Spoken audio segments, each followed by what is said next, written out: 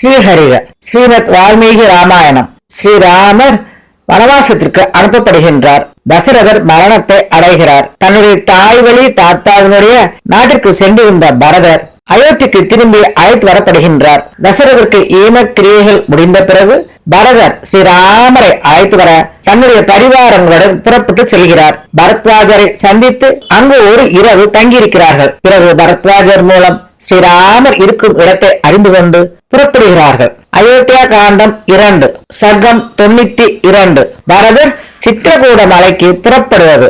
பரதர் அதிதி பூஜையை பெற்றவராக அந்த இரவை அந்த இடத்தில் கழித்து தன்னுடைய பரிவாரத்துடன் மிகவும் பணிவுடனும் பக்தியுடன் பரத்வாஜரை நோக்கி சென்றார். அக்னிஹோத்திரம் செய்து முடித்த பரத்வாஜ முனிவர் அந்த புருஷோத்தமரான பரதர் கைகளை குவித்த வண்ணம் தனக்கு எதிரில் இருப்பதை கவனித்து பின்வருமாறு முகமன் கூறினார். புண்ணியாத்மாவே, என்னுடைய இந்த ஆசிரமத்தில் கழிந்த இந்த இரவானது உனக்கு சுகமாக இருந்தது என்று எண்ணுகின்றேன். உனது பரிவாரம் என்னுடைய விருந்தில் பூர்ண திருப்தி கொண்டதென நான் எண்ணுகின்றேன். அதை பற்றி எனக்கு சொல்லு. ஆசிரமத்திலிருந்து வெளியே வந்த மகா தேஜோவானான அந்த முனிவரை பரதர் குனிந்து வணங்கி கைகளை கூப்பிக்கொண்டு அவரை பார்த்து பின்வருமாறு கூறினார். பகவானே, அடியே சுகமே காலம் கடத்தினேன். உம்மால் யதேஷ்டமாய் மந்திரிமார்களோடு கூடியவனாய் எல்லா சைனியத்துடனும் வாகனத்துடனும் கூடியவனாய் சகல மனோரதங்களாலும் திருப்தி செய்விக்கப்பட்டேன். இங்கு பணிவிடை செய்ய வந்திருந்த என்னுடைய பணியாளர்கள் உள்ளிட்ட எல்லோருடைய சிரமமும் உடம்பு வலியும் ஒழிந்தது. அவர்கள் நன்றாக உணவை உண்டு உம்மால் சிறப்பாக உபசரிக்க பெற்றவர்களாக இங்கு சுகமாக காலம் கடத்தினார்கள். பகவானே, முனிவர் பெருமானே, தமையனது சந்நிதிக்கு புறப்பட்ட அடியனுக்கு தேவரீரான நீர் அனுகிரகம் செய்ய வேண்டும் என்று பிரார்த்திக்கின்றேன். உம்முடைய குளிர்ந்த கண்களால் என்னை பார்த்து எனக்கு அருள் செய்ய வேண்டும். தார்மீகரும் மகாத்மாவுமாகிய ஸ்ரீராமரது ஆசிரமத்தை பற்றி தேவரீர் விவரமாக சொல்லி அருள வேண்டும். அது எவ்வளவு தூரத்தில் இருக்கும் என்பதையும் அதற்கு போகும் வழி எது என்பதையும் அடியேனுக்கு நீர் சொல்வீராக. மகா தேஜஸ்வியும் மகா தபஸ்வியுமான பரத்வாஜ முனிவர் மேற்கண்டவாறு கேட்ட தமையனாரை தரிசிப்பது ஒன்றையே சர்வமுமாக கொண்ட பரதரை பார்த்து பின்வருமாறு கூறினார். பரத, சுமார் 20 மைலுக்கு அப்பால் அதர்ம மனிதர்கள் வசிக்காத வனத்தில் அழகிய குகைகளையும் சோலைகளையும் உடைய சித்திரகூடம் என்ற பர்வதம் இருக்கின்றது. அதனுடைய வடக்கு பக்கத்தில் புஷ்பங்கள் நிறைந்த மரங்களால் மறைக்கப்பட்டதும் அழகிய பூக்களை உடைய சோலைகளை உடையதுமாகிய மந்தாகி எனும் நதி இருக்கிறது. அந்த நதியின் பக்கத்தில் சித்திரகூடம் என்ற அந்த மலையில் அவர்கள் இருவருடைய பர்ணசாலை இருக்கின்றது. குழந்தாய், அவர்கள் இருவரும் அதில் ஸ்திரமாய் வசிக்கிறார்கள். சேனைகளுக்கு தலைவா, மகாபாக்கியசாலியே, யானைகள் குதிரைகள் ரதங்கள் நிறைந்துள்ள சேனையை தெற்கு வழியே சென்று தென்மேற்கு நோக்கி நடத்து. அப்போது ஸ்ரீராமரை நீ காண்பாய். சக்கரவர்த்தியினுடைய வாகனங்கள் இருந்த மனைவிமார்கள் புறப்படலாம் என்ற செய்தியை கேட்டதும் வாகனங்களில் இருந்து இறங்கி முனிவர் பெருமானை சூழ்ந்து கொண்டார்கள்.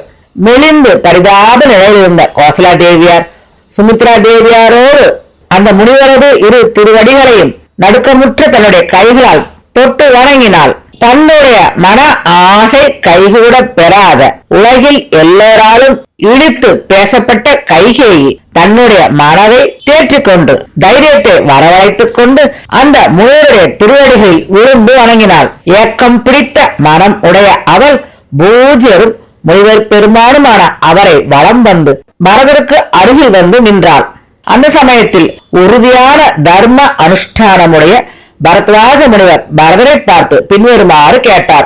பரத, உன்னுடைய தாய்மார்கள் இவர்களுடைய பெயர்களை அறிந்து கொள்ள விரும்புகின்றேன். பரத்வாஜ முனிவர் மேற்கண்டவாறு கேட்டவுடன் வசனங்களின் நுட்பங்களை அறிவதில் நிபுணரும் தார்மீகருமாகிய பரதர் கைகளை குவித்து வணங்கிக் கொண்டு பின்வருமாறு பதில் கூறினார்.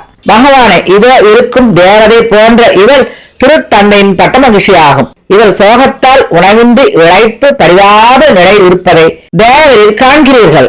சிங்கம் போன்ற நடை உடையவரும் புருஷோத்தமருமாகிய ஸ்ரீராமரை அதிதி தேவியார் உபேந்திரரை எப்படி பெற்றாலோ அதே போல பெற்றார். கௌசலை என்பது இவளுடைய பெயராகும். இவளது இடது கையை பற்றி கொண்டு மிகவும் நொந்த மனத்துடன் காட்டில் உதிர்ந்த புஷ்பங்களுடைய கர்ணிகார விருட்சத்தினது கிளை போல் நிற்கின்ற இந்த தேவியாருக்கு தேவ ஒளி கொண்டவர்களும் தர்ம வீரர்களும் வீண் போகாத பராக்கிரமம் உடையவர்களுமான லக்ஷ்மணன் சத்ருகன் ஆகிய திருக்குமாரர்கள் பிறந்தார்கள். எவ்வளவு காரணமாக புருஷோத்தமர்கள் இருவரும் இந்த இடத்தில் உயிர் வாழ வேண்டும் என்ற கொடுமையான நிலையை அடைந்திருக்கின்றார்களோ, தசரத சக்கரவர்த்தியார் புதல்வனை விட்டு பிரிந்ததால் பரலோகத்திற்கு சென்றாரோ, அப்படிப்பட்ட இவள் அடியேனுடைய தாயாகிய கைகேயி தேவியார் எனவும், கோபிஷ்டை என்றும், திருத்தம் அடையாத அறிவுடையவள் என்றும், கர்விஷ்டை என்றும், அதாவது கர்வம் உடையவள் என்றும், தன்னை கட்டழகி என கருதுகின்றவள் என்றும், ராஜ்ய அதிகாரம் ஒன்றையே சர்வமாக கொண்டவள் என்றும், பெருந்தன்மை உள்ளவள் போன்றவள் ஆனால் பெருந்தன்மை அற்றவள் என்றும், ஈவிரக்கமின்றி பாதத்தில் துணிந்து விட்டவள் என்றும் அறிவீராக. இவளால் தான் அடியேனுக்கு பெரும் ஆபத்து என்று எண்ணுகின்றேன். அந்த புருஷோத்தமர் மிகவும் சினம் கொண்டவராக சிவந்த கண்களுடன் மேற்கண்டவாறு கண்ணீர் தழுவழுத்த சொற்களை கொண்டு பதில் கூறிவிட்டு சர்வம் போல் விட்டு விட்டு பெருமூச்செறிந்தார். இப்படிப்பட்ட சொல்லை சொல்லிய அந்த பரதரை பார்த்து மகா புத்திமானாகிய பரத்வாஜ முனிவர் பெருமான் நல்ல பயனை அளிக்கப் போகின்ற பின்வரும் சொற்களை கூறினார். பரத, கைகேயி தேவியார் மீது கெட்ட அபிப்பிராயம் கொள்ள வேண்டாம். ஏனென்றால் ஸ்ரீராமரை காட்டிற்கு அனுப்பிய இந்த செயலானது பெரும் நன்மையை விளைவிக்கப் போகின்றது. ஸ்ரீராமரை காட்டிற்கு அனுப்பியதால் தான் இந்த உலகில் தேவர்களுக்கும் அசுரர்களுக்கும் ஆத்ம சாட்சாரம் பெற்ற ரிஷிகளுக்கும் நன்மை உண்டாக போகிறது. மகா புண்ணியாத்மாவான பரதர் பரத்வாஜரை வலம் வந்து நமஸ்கரித்து விடைபெற்றுக் கொண்டு சேனை ஒன்று சேர்க்கப்படட்டும் என்று கட்டளையிட்டார். அந்த சமயம் பிரயாணமாக வேண்டிய எல்லா ஜனங்களும் பொன்னால் அலங்கரிக்கப்பட்டவைகளும் அழகுள்ளவைகளும் பல வேலைப்பாடுகள் உள்ளவைகளுமான குதிரைகள் பூட்டிய ரதங்களில் ஏறிக்கொண்டனர். யானைகளும் பெண் யானை குட்டிகளும் பொன் கச்சைகளை உடையவைகளாக, துவஜத்தை உடையவைகளாக, கார்காலத்தில் மேகங்கள் போல் சப்தத்தை எழுப்பிக் கொண்டு புறப்பட்டன. பெரியவைகளும் சிறியவைகளும் பல வகைப்பட்டவைகளும் மிக விலை உயர்ந்தவைகளுமான வாகனங்களில் ஏறிக்கொண்டும் கால்நடையாகவும் சென்றார்கள். ஸ்ரீராமரை காண விரும்பிய கோசலா தேவியாரை தலைமையாக உடைய மனைவிமார்கள் சந்தோஷம் உடையவர்களாக மிகச் சிறந்த வாகனங்களில் ஏறிக்கொண்டு அவர்களுடன் சென்றார்கள். ஸ்ரீமானான பரதர் உதிக்கும் சூரியனது ஒளிவுடைய அழகான சிவிகையில் அமர்ந்து தன்னுடைய பரிவாரங்களுடன் சென்றார். யானைகள், குதிரைகள், ரதங்கள் இவைகளால் நிறைந்த அந்த பெரும் சேனையானது ஆகாயத்தில் எழும்பிய பெரும் மேகம் போல தென் திசையை வெகு தூரமாக ஆக்கிரமித்துக் கொண்டு சென்றது. மிகவும் உற்சாகம் கொண்ட யானைகளையும் குதிரைகளையும் போர் வீரர்களையும் உடைய பரதருடைய அந்த சேனையானது அந்த சமயம் கங்கா நதியின் அக்கறையில் மலையிலும் நதியிலும் மிருகங்களாலும் பழைகளாலும் அடர்ந்த வனங்களிலும் காலதாமதம் செய்யாது கடந்து அந்த பெரும் வனத்தில் மிருகங்கள், பட்சிகள் இவைகளின் கூட்டங்களை பயமுறுத்திக் கொண்டு புகுந்து முதலில் சென்றது. சர்க்கம் 93. ஸ்ரீராமரது ஆசனத்தை தேடுவது. வனத்தில் இருந்த கொழுத்த யானைகள் சென்று கொண்டிருந்த பெரிய அந்த சேனையால் பயமுறுத்தப்பட்டவைகளாக தங்கள் கூட்டங்களோடு இங்கும் அங்கும் ஓடின. காட்டிற்கு போகும் வழியில் நதிகளிலும் மலைகளிலும் எல்லா பக்கங்களிலும் கரடிகளும் புள்ளிமான் கூட்டங்களும் கலைமான்களும் காணப்பட்டன. தசரத சக்கரவர்த்தியாரின் குமாரரும் நண்பரும் தர்மாத்மாவுமான பரதர் பெரிய சதுரங்க சேனையால் சூழப்பட்டவராக பிரயாணம் செய்தார். மகாத்மாவாகிய பரதருடைய சமுத்திரம் போன்ற விசாலமான அந்த சேனையானது கார்காலத்தில் மேகமானது ஆகாசத்தை எப்படி மறைத்திருக்குமோ அதை போல இந்த பூமியை மறைத்தது. அந்த சமயத்தில் வெகு வேகமுள்ள குதிரை கூட்டங்களாலும் யானைகளாலும் நிரம்பிய பூமியானது நெடுநேரம் கண்ணுக்கு புறப்படாததாக இருந்தது. ஸ்ரீமானான அந்த பரதர் மிகவும் சிரமத்துடன் சேனையை நடத்தி கொண்டு வந்தவராக வெகு தூரம் கடந்தார். பிறகு அவர் ஆலோசனை சொல்பவருள் உத்தமரான வசிஷ்ட பகவானை பார்த்து பின்வருமாறு கூறினார். பரத்வாஜ முனிவர் சொன்ன சின்னம் இதோ காணப்படுகிறது. நான் அறிந்த அளவில் அந்த இடத்திற்கு நிச்சயமாக வந்து சேர்ந்து விட்டோம். இந்த மலைதான் சித்திரகூடம் என்பது, இந்த நதிதான் மந்தாகினி என்பது. கார்மேகத்தை ஒத்த வனமானது இதோ கண்ணுக்கு புறப்படுகிறது. சித்திரகூட மலையின் அழகிய தாழ்வரைகளில் மலையொத்த என்னுடைய யானைகள் ஆக்கிரமித்துக் கொண்டுள்ளன. இங்குள்ள மரங்கள் மழை காலத்தில் கருத்த நீர் கொண்ட மேகங்கள் ஜலத்தை எப்படி பொழியுமோ அதே போல மலை தாழ்வாரங்களில் புஷ்பங்களை சோகின்றன. சத்ருக்னன், இந்த பர்வதத்தின் 4 பக்கங்களிலும் சமுத்திரம் சுறாமீன்களால் எப்படி சூழ்ந்து கொள்ளப்பட்டு இருக்குமோ அதே போல குதிரைகளால் நிரம்பியிருக்கின்றதாகவும் கிண்ணறர்கள் சந்திருக்கும் இடமாகவும் இருப்பதை கவனி. இதோ இருக்கும் இந்த மான் கூட்டங்கள் மழை காலத்தில் ஆகாயத்தில் காற்றால் தாக்கப்பட்ட மேகங்கள் எப்படி கலையுமோ அதே போல கலைக்கப்பட்டவைகளாக அதிவேகமாக ஓடுகின்றன என்று தோன்றுகின்றது. இங்குள்ள இந்த மனிதர்கள் மேகத்தை ஒத்த கேடகங்களோடு தென்னாட்டவர்கள் போல தலைகளில் நல்ல வாசனை உள்ள புஷ்ப சிரோ பூஷணங்களை செய்து கொள்கிறார்கள். நிசப்தமாய் முற்றிலும் பயங்கரமாய் இருந்த இந்த காடானது இப்பொழுது ஜனங்கள் நிறைந்த அயோத்தி மாநகர் போல எனக்கு தோன்றுகின்றது. குதிரை குழம்புகளால் கிளப்பப்பட்ட மணல் துகையானது ஆகாயம் வரை பரவி நிற்கின்றது. எனக்கு இதத்தை செய்வது போல அந்த துகள்களை காற்று சீக்கிரமாக இங்கிருந்து நீக்குகின்றது. சத்துக்னன், இந்த காட்டிலும் குதிரைகள் பூட்டப்பெற்ற இந்த ரதங்கள் சிறந்த சாரதிகளால் செலுத்தப்பட்டு விரைந்து செல்லுவதை கவனி. இங்கிருக்கும் இந்த அழகான மயில்கள் பயந்து பக்ஷிகளுடைய இருப்பிடமான இந்த மலையினுள் புகுவதை கவனி. இந்த பிரதேசமானது ஸ்வர்க்கம் போல மிகவும் மனதை கவருவதாக எனக்கு தோன்றுகிறது. இது தபசுகளுக்கு ஏற்ற இடமாக இருக்கிறது. இந்த காட்டில் அநேக புள்ளிமான்கள் பெண் மான்களோடு கூடி இருக்கின்றன. அவைகள் பூக்களால் அலங்கரிக்கப்பட்டவைகள் போல அழகிய உருவம் உடையவைகளாக காணப்படுகின்றன. தேர்ச்சி பெற்ற வீரர்கள் இந்த காட்டில் முன்பாக செல்லட்டும். அந்த புருஷோத்தமர்களாகிய ராம லக்ஷ்மணர்களை இவர்கள் தேரட்டும். சூரர்களும் ஆயுதபாணிகளுமாகிய மேல் அதிகாரிகள் பரதருடைய கட்டளையை தலை குனிந்து ஏற்றுக்கொண்டு அந்த காட்டிற்குள் புகுந்தார்கள். அங்கு ஓரிடத்தில் புகையை கண்டார்கள். அவர்கள் தூரத்தில் ஓரிடத்தில் மேலே புகை சென்று கொண்டிருப்பதை கவனித்து பரதரிடம் திரும்பி வந்து பின்வருமாறு தெரிவித்தார்கள். மனிதர் இல்லாத இடத்தில் நெருப்பு இருக்காது. இந்த இடத்தில் தான் நிச்சயமாக ராகவர்கள் இருக்க வேண்டும். சத்துருக்களை தவிக்க செய்யும் புருஷோத்தமர்களான சக்கரவர்த்தியாரின் திருக்குமாரர்கள் இருவரும் இந்த இடத்தில் இல்லை என்றால் இந்த இடத்தில் வேறு யாரோ ஸ்ரீராமரை போன்ற தபசுகள் நிச்சயமாக இருக்க வேண்டும். பகைவருடைய பலத்தை ஒழிக்கும் பரதர் அவர்கள் கூறிய வார்த்தையை கேட்டு சேனையில் இருந்த மற்ற எல்லோரையும் பார்த்து பின்வருமாறு கட்டளையிட்டார். நீங்கள் இதற்கு மேல் செல்லக்கூடாது. தயாராக காத்திருங்கள். நான் மட்டும் முன்பாக செல்கின்றேன். துருதி என்னும் மந்திரியும் சுமந்திரரும் என் கூட வரட்டும். மேற்படியான கட்டளையை பெற்ற எல்லோரும் அந்த இடத்தில் நாற்புறமும் காத்து நின்றார்கள். பரதர் புகை வரும் இடத்தை மிகவும் உற்சாகத்துடன் கூர்ந்து கவனித்தார். பரதரால் கட்டளை இடப்பட்டு அங்கு தங்கியிருந்த அந்த படையானது எதிரில் புகையை கவனித்து தங்களுக்கு விருப்பமான ஸ்ரீராமரது தரிசனம் சீக்கிரத்தில் கிடைக்கப் போகின்றது என்பதை அறிந்து மிகவும் மன மகிழ்ச்சி அடைந்ததாக இருந்தது. சர்க்கம் 94. ஸ்ரீராமர் சித்திரகூடத்தை தேடுவது. அந்த சமயம் அந்த மலையில் வெகு நாள் வசித்தவரும் பர்வதத்திலும் வனத்திலும் மன திருப்தி கொண்டவரும் தேவருக்கு ஒப்பானவரும் தசரத சக்கரவர்த்தியாரின் திருக்குமாரரும் ஆன ஸ்ரீராமர் சீதா பிராட்டியாருடைய இஷ்டத்தை உத்தேசித்தவராகவும் தானும் சற்று விளையாட்டில் மனத்தை செலுத்துகின்றவராகி அழகிய சித்திரகூட பர்வதத்தை பற்றி இந்திரன் சசிதேவிக்கு எப்படி கூறினாரோ அதே போல மனைவிக்கு பின்வருமாறு வர்ணித்தார். பாக்கியசாலியே, இந்த அழகிய மலையை பார்த்த பின் ராஜ்யத்திலிருந்து வெளிவந்த சோகம் என்னுடைய மனத்தை வருத்தவில்லை. அன்பர்களுடைய பிரிவும் வருத்தவில்லை. கண்ணாட்டியே, இந்த பர்வதத்தில் பல வகை பறவை கூட்டங்கள் நிரம்பி இருப்பதை நான் காண்கின்றேன். ஆகாயத்தை பிளந்து செல்வன போன்ற தாது பொருள் நிறைந்த சிகரங்கள் இங்கு அழகாயிருப்பதை நீ கவனி.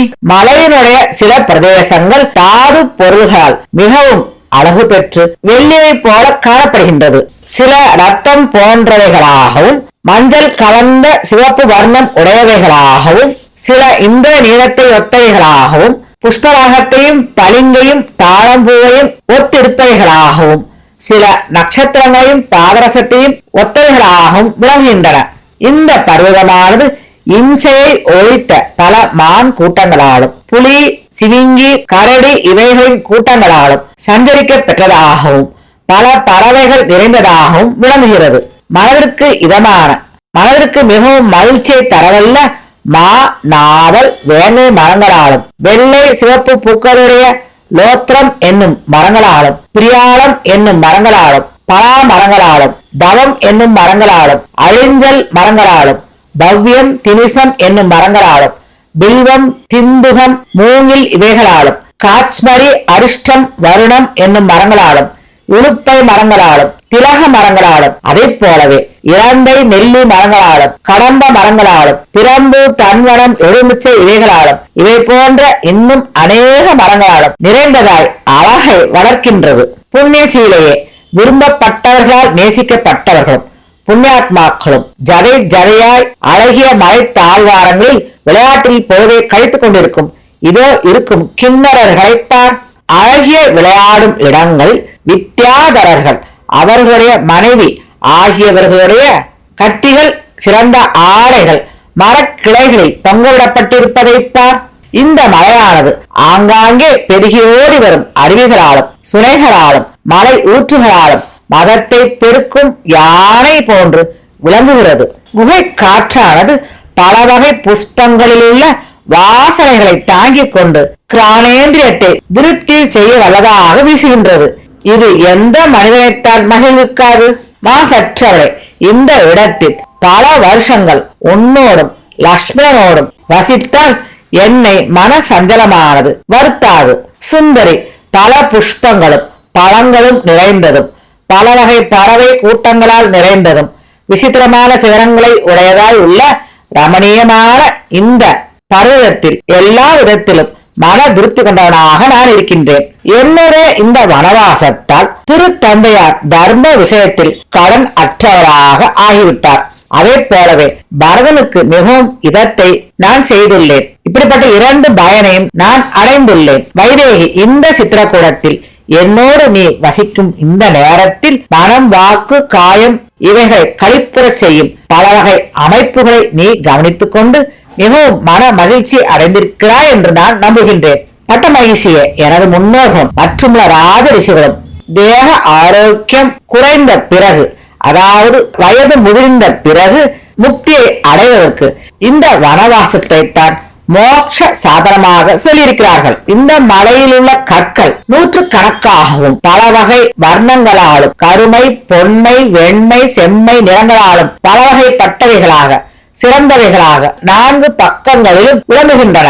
இந்த மலையில் உள்ள ஆயிரக்கணக்கான ஔஷதிகள், அதாவது மூலிகைகள் பிரகாசிக்கும் தன்னுடைய ஒளியால் மிகவும் அழகாகவும் அக்னி செய்திகள் போல இரவில் பிரகாசிக்கின்றன. கட்டழகியே, இந்த பர்வதத்தினுடைய சில பிரதேசங்கள் வீடுகளை போலவும் சில உத்தியான வனங்களை போலவும் சில ஒரே பாறைகளாகவும் விளங்குகின்றன. சித்திரகூட பர்வதம் பூமியை பிளந்து கொண்டு மேலெழுந்தது போல விளங்குகின்றது. சித்திரகூடத்தினுடைய இந்த மேடானது எல்லா பக்கங்களிலும் அழகியதாக காணப்படுகிறது. கீழாநெல்லி, புன்னை, ஸ்தகர புஷ்பம், பூர்ஜ மரப்பட்டை இவைகளால் மூடப்பட்டவைகளாகவும் தாமரை இதழ்களோடு கூடியவைகளாகவும் பாரியா சக்தர்களுக்கு ஏற்றதாய் விளங்கும் விரிப்புகளைத்தான். மலையாளை, பாரியா சக்தர்களால் கசக்கி எறியப்பட்ட தாமரை மாலைகளும் பல பழங்களின் விதைகளும் காணப்படுகின்றன. கவனித்துப்பார். இந்த சித்திரகூட பர்வதம் குபேர பட்டினத்தையும் இந்திரனது பட்டினத்தையும் வடக்கு குருதேசத்தையும் அதிகரித்து பல கிழங்கு, பழம், தீர்த்தம் இவைகளை உடையதாய் விளங்குகிறது. மலையாட்டியே, சீரே, உத்கிருஷ்டமான சொந்த நியமங்களோடும் பெரியோர்களுடைய அனுஷ்டானத்தில் பற்றுடைய நான் இந்த நிஷ்கரிக்கப்பட்ட காலத்தை உன்னோடும் லக்ஷ்மணோடும் கூட வசித்துக் கொண்டு குல தர்மத்தை வளரச் செய்யும் பக்தியை அடைவேன். சர்க்கம் 95. ராமர் மந்தாகினியை வர்ணித்தல். பிறகு கோசல மன்னரான அவர் மைதிலியாருக்கு பர்வதத்தை விட்டு புறப்பட்டு வந்து கொண்டிருந்த சுத்த ஜலத்தை உடைய ரமணீயமான மந்தாகினி நதியை சுட்டிக்காட்டினார். செந்தாமரை கணராய ஸ்ரீராமர் அழகிய சந்திரனையொத்த திருமுகம் உடையவளும் ஸ்ரீ ரத்னமும் விதேக மன்னரது திருமகளுமான அவரிடம் பின்வருமாறு வர்ணித்தார். விசித்திரமான மணல் குன்றுகளை உடையதும் ரமணீயமானதும் ஹம்சம், சாரம் இவைகளால் விளங்க பெற்றதும் புஷ்பங்களால் நிறைந்துள்ளதும் கரைகளில் இருக்கும் பல வகை புஷ்பங்களையும் பழங்களையும் உடைய மரங்களால் சூழப்பட்டதும் குபேரனது தாமரை ஓடை போல எல்லா விதத்திலும் விளங்கிக் கொண்டிருக்கின்ற மந்தாகினி நதியை பார். ரமணீயமான ஒளியற்ற கருத்த நீரையுடைய தன்னூற்றுகள் இப்பொழுது மான் கூட்டங்களால் வற்றடிக்கப்பட்டவைகளாக எனக்கு உற்சாகத்தை உண்டாக்குகின்றன. காதலியே, ஜடை மான்தோல் இவைகளை தரித்தவர்களும் சிறந்த மர உடுத்தவர்களுமான முனிவர்கள் ஏற்ற நேரத்தில் மந்தாகினி நதியில் ஸ்நானம் செய்கிறார்கள். விஷாலாட்சி, இங்குள்ள மற்ற முனிவர்கள் பூர்வாங்க செயல்களை முடித்தவர்களாய் பக்தியால் கைகளை உயர தூக்கிக் கொண்டு சூரிய பகவானை உபாசிக்கின்றனர். இந்த பர்வதமானது தன்னுடைய 4 பக்கங்களிலும் நதியை உடையதாகவும் இலைகளையும் புஷ்பங்களையும் உதிர்க்கின்ற காற்றால் அசைவு உண்டாக்கப்பட்ட உச்சிகளை உடைய மரங்கள் நிறைய பெற்று நர்த்தனம் செய்வது போல் இருக்கிறது. சில இடங்களில் இந்திர நீல மணியை போன்ற ஜலம் உடையதாகவும், சில இடங்களில் மணல் திட்டுகளுடன் விளங்குவதாகவும், சில இடங்களில் ஆத்ம சாட்சாரம் பெற்ற முனிவர்களால் நிறைந்ததாகவும் இருக்கின்ற மந்தாகினி நதியை பார். காற்றால் உதிர்க்கப்பட்டு பரவிய புஷ்ப குவில்களை பார். நீருக்கு நடுவில் மிதந்து கொண்டிருக்கும் மற்றவைகளையும் நீ பார். கல்யாணி, சக்கரவாக பறவைகள் மிகவும் இனிய குரலில் அழகிய சப்தங்களை எழுப்பிக் கொண்டு கூவிக்கொண்டு அவைகளில் வீற்றிருக்கின்றன. புண்ணியவதியே, இந்த சித்திரக்கூடம் மற்றும் மந்தாகினின் அனுபவமானது நீ என்னுடன் இருப்பதால் தான் நகர வாசத்தை காட்டிலும் சிறந்ததாக இருப்பதாக நான் எண்ணுகின்றேன். தவம், ஐம்பொறியையும் அடக்குதல், மனசாந்தி இவைகளை உடைய தோஷமற்ற புண்ணியாத்மாக்கள் தினமும் ஸ்நானம் செய்யும் இந்த ஜலத்தில் என்னோடு கூட நீயும் ஸ்நானம் செய். உத்தமியே, சீதே, செந்தாமரைகளையும் வெண் தாமரைகளையும் நீரில் மூழ செய்து கொண்டு மந்தாகினி நதிக்கு தோழி போலவே கூட வருவாயாக. பிராணநாயகி, நீ விலங்குகளை பட்டினத்து ஜனங்கள் போலவும் பர்வதத்தை அயோத்தி எனவும் இந்த நதியை சரையூ நதியாகவும் சதா கொண்டாடுவாயாக. வைதேகி, என்னுடைய கட்டளைப்படி அளவும் விலகாமல் நடக்கும் தர்மாத்மவான லக்ஷ்மணனும் என்னுடைய மனம் கோணாது நடக்கும் நீயும் எனக்கு மன திருப்தியை உண்டாக்குகின்றீர்கள். உன்னோடு கூட 3 சந்தியிலும் ஸ்நானம் செய்து கொண்டு தேன், கிழங்கு, பழங்கள் இவைகளை உணவாக கொண்ட நான் அயோத்தியை விரும்பவில்லை, ராஜ்யம் ஆளுவதையும் விரும்பவில்லை. மான் கூட்டங்கள் நிறைந்துள்ளதும் யானை, சிங்கம், குரங்கு இவைகளால் குடிக்கப்படும் ஜலத்தை உடையதும் நன்கு பூத்த மரங்களால் அழகு வாய்ந்து ரமணீயமாக இருக்கும் இந்த நதி குளிக்கும் சுகத்தை அறிந்து இதில் குளித்து களைப்பு தீராத மனிதன் ஒருவனும் இல்லை. ரகுகுலத்தை வளரச் செய்யும் அந்த ஸ்ரீராமர் மேற்கண்டவாறு நதியை பற்றி மிகவும் பொருத்தமான விரிவான சொல்லை சொல்லிக்கொண்டு கண்மை போல அந்த அழகிய சித்திரக்கூடத்தில் தர்ம பத்தியுடன் சந்தரித்தார். சர்க்கம் 96. லக்ஷ்மணருடைய கலவரம். மிதிலை மன்னர் திருமகளாகிய சீதைக்கு அந்த மலையை சுற்றி ஓடும் நதியை மேற்கண்டவாறு காண்பித்துவிட்டு மலை தாழ் வரைகளில் பழங்களின் சதையை அவளுக்கு கொடுத்து உற்சாகப்படுத்திக் கொண்டு தங்கியிருந்தார். தர்மாத்மாவான ஸ்ரீராமர் இதோ இந்த இடம் யாக அக்னியால் எரிக்கப்பட்டிருக்கின்றது என்றும், இது ரமணீயமாக இருக்கின்றது என்றும், இது பரிசுத்தமாக இருக்கின்றது என்றும் பலவாறாக சொல்லிக்கொண்டு சீதா பிராட்டியாரோடு உட்கார்ந்திருந்தார். அந்த சமயம் பரதருடைய பரிவாரத்தினது சத்தமும் படைகளால் எழுந்த தூசுகளும் அகாயம் வரை பரவி தோன்றின. கொழுத்த யானைகள் தங்கள் கூட்டங்களோடு அந்த சமயத்தில் எழுந்த பெரும் சத்தத்தால் அச்சம் கொண்டு விருண்டு அந்த இடத்திலிருந்து 4 பக்கங்களிலும் ஓடின. ஸ்ரீராமர் சைன்யத்தினுடைய உரத்த சத்தத்தை கேட்டார். யானைகள் எல்லாம் அங்கும் இங்கும் ஓடுவதை கவனித்தார். ஸ்ரீராமர் ஓடிக்கொண்டிருக்கும் அவைகளை பார்த்ததும் அந்த சப்தத்தை கேட்டதும் மகா தேஜஸ்வியும் சுமித்ரா தேவியின் புதல்வருமாகிய லக்ஷ்மணரை பார்த்து பின்வருமாறு கூறினார். அப்பா லக்ஷ்மண, உன்னால் சுமித்ரா தேவியார் நல்ல பிள்ளைக்கு தாயாகின்றாள். பூகம்ப துடி போன்ற கம்பீரமுடைய பெருத்த சத்தம் கேட்கிறது.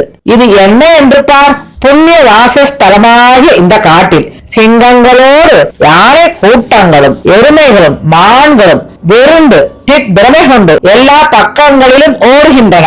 லக்ஷ்மண, அரசனோ ராஜகுமாரனோ வனத்தில் துஷ்ட மிருகத்தை வேட்டையாட வந்திருக்கிறானோ அல்லது வேறு ஏதோ ஒன்றோ என்று நீ கண்டறிய வேண்டும். லக்ஷ்மண, இந்த பர்வதமானது அம்புகளுக்கு கூட இடைவெளி இல்லாததே.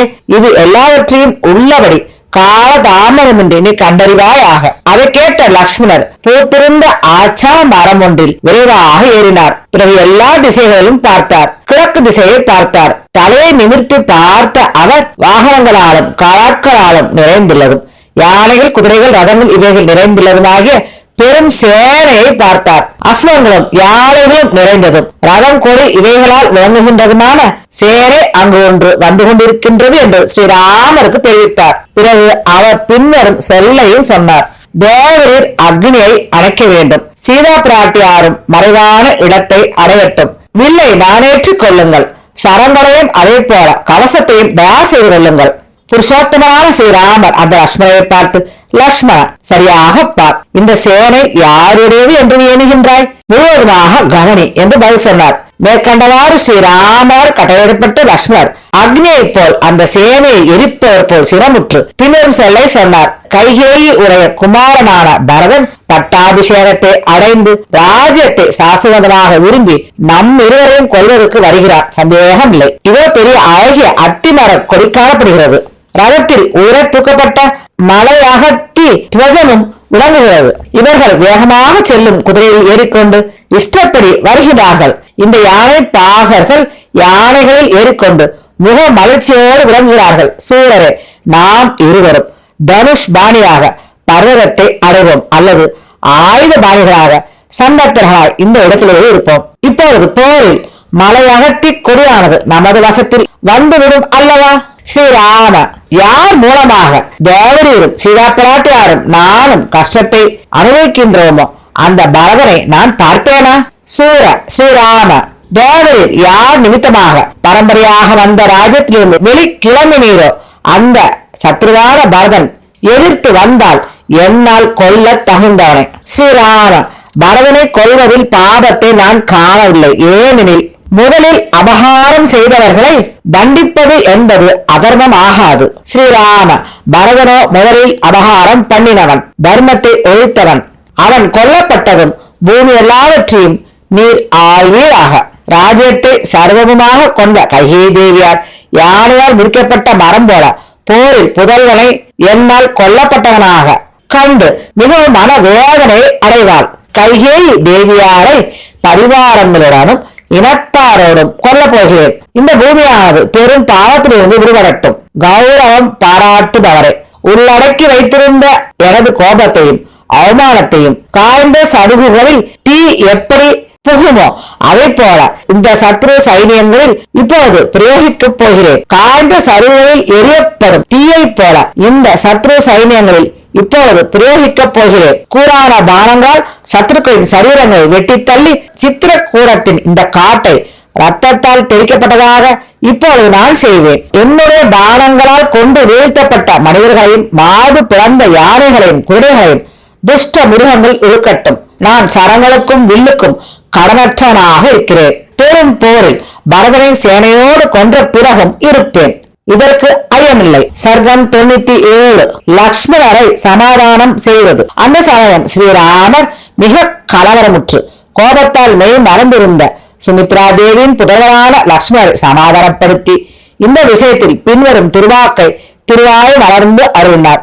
இப்பொழுது பெரும் வில்லாளையும் மகா புத்திமானமாகிய பரதன் தானே இப்படியாய் வருகிறான் என்றால் வில்லியால் தான் ஆகட்டும், கேடகத்தோடு கூடிய கட்டில் தான் ஆகட்டும், செய்யக்கூடிய காரியம் என்ன? லக்ஷ்மணா, திரு தந்தைக்கு ஒப்பந்தத்தை வாக்களித்துவிட்டு நான் இப்படி வரும் பரதனை கொன்று அபவாதத்துடன் வந்த ராஜ்யத்தால் என்னத்தை செய்ய போகிறேன்? பந்துக்கள் உடையதும் மித்திரர்கள் உடையதும் கொலை செய்து கிடைக்கின்ற பந்துக்களுடைய மற்றும் மித்திரர்களுடைய செல்வத்தை நான் விஷம் கலந்த சிற்றுண்டிகளை எப்படியோ அதே போல கண்ணெடுத்தும் பார்க்க மாட்டேன். லக்ஷ்மணா, தர்மத்தையும் அர்த்தத்தையும் காமத்தையும் பூமியையும் உங்கள் நிமித்தமாகத்தான் வேண்டுகின்றேன். இப்படி உனக்கு நான் வாக்களிக்கிறேன். லக்ஷ்மணா, தம்பிமார்களுடைய இஷ்டத்திற்காகவும் இடத்திற்காகவும் தான் நான் ராஜ்யத்தை ஒப்புக்கொள்கின்றேன். சத்தியமாக ஆயுதத்தின் பேரில் ஆணையிடுகின்றேன். அப்பா லக்ஷ்மணா, கடலை அடையாக உடுத்த இந்த உலகமெல்லாம் எனக்கு அடைய முடியாதது என்பதில்லை. ஆனாலும் அதர்மமாக இந்திர பதவியே கிடைத்தாலும் கூட நான் அதை பெரிதாக எடுத்துக்கொள்ள மாட்டேன். பகைவர்களை அடக்குபவனே, பரதனையும் உன்னையும் சத்துருக்கனையும் விட்டு எனக்கு மட்டும் இருக்கும் சுகம் எல்லளவாக இருந்தாலும் அதை அக்னி சாம்பலாக்கட்டும். வீரனே புருஷோத்தம, நான் பின்வருமாறு எண்ணுகின்றேன். பரதன் உடன் பிறந்தவர்களிடம் வாத்சல்யம் உடையவன், எனக்கு உயிரை விட மேம்பட்டவன். அயோத்திக்கு திரும்பி வந்த பரதன் சரையும் மரவுரியும் பூண்டு ஜானகியோடும் உன்னோடும் கூட என்னை நாடு கடத்தப்பட்டவனாக அறிந்து குல தர்மத்தையே பெரிதாக பாராட்டுகின்றவனாய் வாத்சல்யத்தால் நொந்த மனத்தை உடையவனாக மனவேதனையால் ஐம்பொறியும் கலங்க பெற்று நேரில் பார்க்க வந்திருக்கிறான். இவன் வேறு வகையாக வரவில்லை. புண்ணியாத்மாவான பரதன் தன்னுடைய தாயான கைகேயி தேவியாரை கோபித்து கடும் மொழியை கூறி திரு தந்தையாரின் மனத்தை எனக்கு ராஜ்யத்தை அளிக்க வேண்டும் என்று சொல்லி மாற்றி இங்கு வந்திருக்கின்றான். இந்த பரதன் நம்மை காண வேண்டுகிறான் என்றால் அது மிகவும் தகுந்ததே. அவன் நம் விஷயத்தில் தீங்கை மனத்தினால் எல்லா அளவும் கூட கருத மாட்டான். பரதன் உனக்கு என்ன துன்பத்தை எப்பொழுதாவது செய்திருக்கிறானா? இந்த விஷயத்தில் இப்பொழுது பரதனை நீ ஏன் சந்தேகிக்கின்றாய்? உனக்கு இப்படிப்பட்ட கலவரம் வருவதற்கு காரணம் என்ன? பரதன் உன்னால் நிஷ்டூர சொல்லை சொல்லத்தக்கவன் அல்ல, அரிஷ்டமான வார்த்தையை கூட சொல்லத்தக்கவன் அல்ல. பரதனுடைய மனதை நோகச் செய்தால் நானும் எனக்கு இஷ்டப்படாத வார்த்தையை சொல்ல கேட்டவனாக ஆவேன். லக்ஷ்மணன் எப்படிப்பட்ட கஷ்டமாக இருந்தாலும் புதல்வர்கள் தகப்பனை எப்படி கொள்வார்கள்? தனக்கு உயிரான பிராதா அதாவது சகோதரன் எப்படி கொள்வான்? நீ ராஜ்யத்தை விரும்பி இந்த சொல்லை கூறுகின்றாய் என்றால் நான் பரதனை பார்த்து ராஜ்யத்தை இவனுக்கு கொடுத்துவிடு என்று சொல்கிறேன். லக்ஷ்மணா, நான் ராஜ்யத்தை இவனுக்கு கொடு என்று சொன்னால் பரதன் உளம் வந்து உம்முடைய திருவிழப்படியே நடக்கட்டும் என்றுதான் சொல்வான். தர்மசிரரான தமையனாரால் மேற்கண்டவாறு சொல்லப்பட்டவரும் அவரது திருவுளம் கோணாது நடப்பதில் ஊக்கம் உடையவருமாய் லக்ஷ்மணர் வெட்கத்தால் தனது உடம்பின் உள்ளே புகுந்தவர் போல் ஆனார். லக்ஷ்மணர் அந்த சொல்லை கேட்டு வெட்கமுற்றார். பிறகு பின்வருமாறு மறுமொழி கூறினார். தந்தையான தசரதர் தேவரரை காண இப்போது வந்திருக்கிறார் என்று நினைக்கின்றேன்.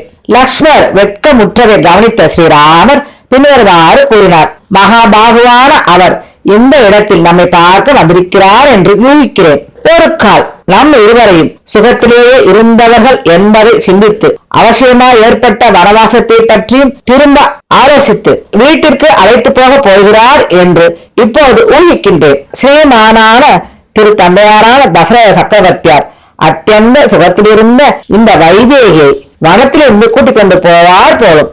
இதோ சரியா நெஞ்சு படைத்தவைகளும் நல்ல ஜாதியில் பிறந்தவைகளும் வாழ்வை ஒத்த வேகம் உடையவைகளாய் வேகம் செல்லுபவைகளும் அழகானவைகளுமான அந்த 2 சிறந்த குதிரைகள் தெரிகின்றன. தீமானாகிய அப்பாவினது பெரும் உடலை உடையதும் நெடுங்காலம் கண்டதும் சத்ருஞ்சயன் என்ற பெயருடைய அந்த யானை சைன்யத்தின் முன்னணியில் இதோ அசைந்து வருகிறது. மகாபாகுவே, தந்தையுடைய திவ்யமானதும் லோகத்தாரால் கொண்டாடப்பட்டதுமான அந்த வெண் கொடையை மட்டும் நான் காண முடியவில்லை. எனவே எனக்கு கலவரம் ஏற்படுகிறது. தர்மாத்மாவான ஸ்ரீராமர் லக்ஷ்மணர் இப்படியெல்லாம் பின்வருமாறு கூறினார். லக்ஷ்மண, நான் சொல்வதை நீ செய். மர உச்சியிலிருந்து இறங்கு. ஜெயசாலியான லக்ஷ்மணர் ஆச்சா மர உச்சியிலிருந்து உடனே இறங்கி கைகளை குவித்து வணங்கிக் கொண்டு ஸ்ரீராமருக்கு அருகில் வந்து நின்று விட்டார். சத்தம் ஏற்படக்கூடாது என்று பரதரால் கட்டளையிடப்பட்ட சேனையின் மலையினுடைய நாற்புறத்திலும் தங்கிவிட்டது. யானை, குதிரை, ரதம் இவைகள் நிரம்பிய அந்த விஸ்வாச சேனையானது மலைக்கு பக்கத்தில் 9 யோஜனை தூரத்தை ஆக்கிரமித்துக் கொண்டு இருந்தது. ஸ்ரீமானான பரதர் கட்டளை இட்டதும் ஸ்ரீராமரது அனுகிரகத்திற்காக செருக்கை ஒழித்து தர்மத்தை மேற்கொண்ட அந்த சேனை சித்திரகூடத்தில் மிகவும் சந்தோஷமாக தங்கியிருந்தது.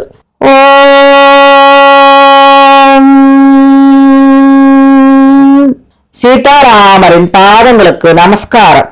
ஸ்ரீ ராமச்சந்திரமூர்த்தியின் பாதார விந்தங்களில் சமர்ப்பணம்.